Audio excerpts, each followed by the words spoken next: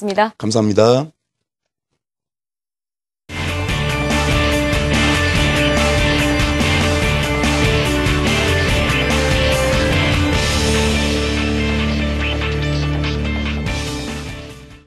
네, 김우택의 수급앤타픽 이어가기 전에 좀 속보가 나오고 있습니다. 신재훈 금융위원장 인사보고서를 채택했다는 소식이 지금 막 속보로 들어오고 있습니다. 자, 수급으로 한번 또 시장 풀어보고요. 투자 전략 세워보겠습니다. 김우식의 수급앤타픽, SK증권 영업부 PIB센터 김우식 차장 화상으로 만나보겠습니다. 김 차장님. 네, 안녕하십니까. 안녕하세요. 수급 자꾸 외국인들 부담 이야기 한창 나누고 있었는데요. 수급 포인트 어떻게 보십니까? 예. 아침부터 지금 쇼를 좀 하고 있는데요. 오늘 수급 포인트 일단 제일 중요한 코스닥으로 다시 한번 가보겠습니다. 아침에 거의 코스닥 시장이 거의 난리였죠. 어제 같은 경우는 700억 이상의 대규모 매수, 거래소야 지금 계속 좀 질려 있습니다만은 코스닥이 너무 좀 변동성이 심한데 어제 700억 이상의 대규모 매수가 들어왔다가 오늘은 아침부터 또 200억이 넘는 매물이 나옵니다. 그러다 보니까 혼동이 좀 왔었는데 거의 종잡을 수가 없습니다만은 루머를 통해서 일단 추측을 해보면 이렇게 해볼 수 있겠죠. 아침 시장 정리 좀 하고요. 외국인은 분명히 한 명이 아닙니다. 우리나라에 지금 등록된 외국인만 해도 수만 명이죠. 사고 싶은 쪽도 있고 팔고 싶은 쪽도 있다. 이건 똑같습니다. 우리도 그렇고요. 아마 그런 충돌이 어제 오늘 나오고 있는 것이 아닌가 그렇게 추측을 해보는데 일단 메릴린치 창구가 매도가 많이 잡힙니다. 시가총액 랭킹 10 중에서 5개 종목 이상 다른 작은 종목들도 아주 고르게 메릴린치 창구 매도가 잡히고 있다는 걸 봐서는 아마 관련 어떤 중소형주 펀드 하나를 깬 것이 아닌가 하는 추측 정도만 할 뿐이죠. 다만 지금 매도가 거의 갑자기 어제 나왔다가 그 매도 규모가 오히려 줄어들고 있다는 점. 자, 이 부분을 통해서 본다 그러면은 분명히 어제와 같은 그런 매수 세력도 코스닥에 있다라는 말씀 드리겠고, 여기 아침까지 정리가 되겠고요.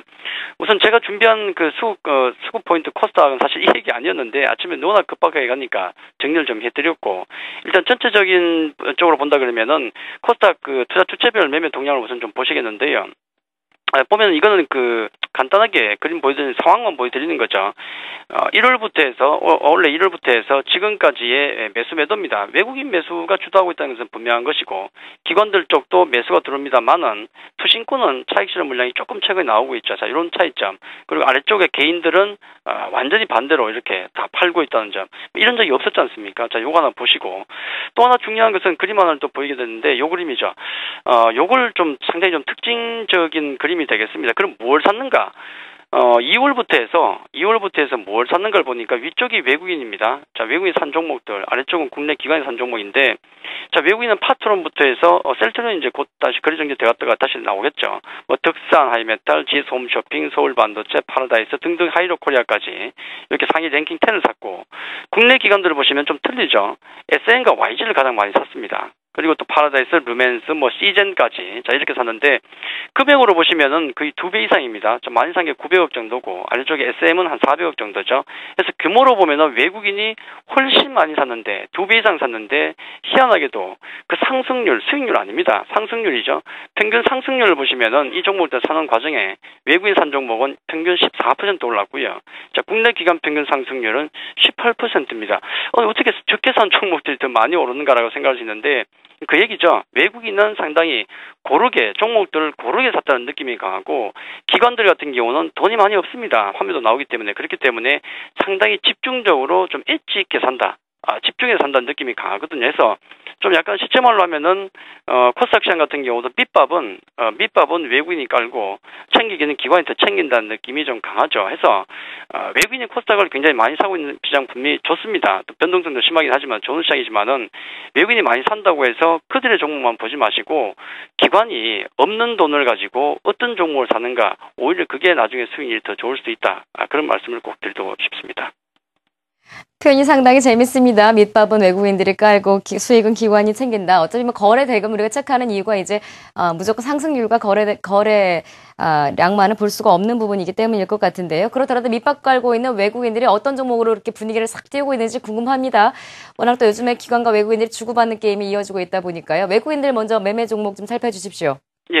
그래서는 좀 재미가 없네요. 코스닥 아까 지금 약간 좀 흥분해서 좀 변동성이 심하니까 말씀드렸지만은, 거래소는 거의 차분합니다. 거의 변동이 없는데, 눌렸죠. 굉장히 눌렸는데 결국 어저께도 키플러스 관련 이슈가 계속되죠. 그 의회에서 부결됐지 않습니까? 구제안이. 자, 그게 어떻게 될 것인가? 확산이 될 것인가? 안 될 것인가? 이 부분 같은 경우 아직 남아있기 때문에 외국인도 방향을 못 정하는 것 같습니다. 삼성전자에 대한 매도 같은 경우는 상당히 많이 완화됐습니다만은 전체적으로 무거운 분위기죠. 전기전자, 화학, 서비스, 운전, 장비 등의 매도가 나오고 통신 쪽에만 살짝 매수가 들으니까 몸을 사리고 있다 그렇게 보시면 되겠죠. 그래서는 매수 종목은 SK 하이닉스나 LG 디스플레이는 꾸준하게 보입니다. 자, 이 종목들. 그리고 또 KT, LG U 플러스, 통신주가 좀 보이고, 삼성증권도 보이는 것도 좀 특징적인데, 일단 외국인은 상당히 지금 관망세에 들어갔다. 일단 그렇게 보시는 게 맞을 것 같습니다. 외국인들은 좀 관망세에 들어가 있다. 그 가운데서 우리나라 2등 주주라고 불리는 그 종목들 많이 좀 사고 있는 게 포착이 되고 있는데요. 수익 챙기고 있는 기관들은 어떤 종목 사고 있습니까? 예, 기관들도 코스닥 종목은 치고받고를 좀 많이 하는 것 같은데 거래소 같은 경우는 사실 그대로 이쪽은 아무래도 펀드 물량도 있고 화면 물량도 있고 연기금도 여러 가지 포지션을 통해서 볼 때 역시 마찬가지로 관망에 가깝죠. 기관이 외국인이 파는 정도만 받아주는 정도지 큰 의미는 없는 것 같습니다.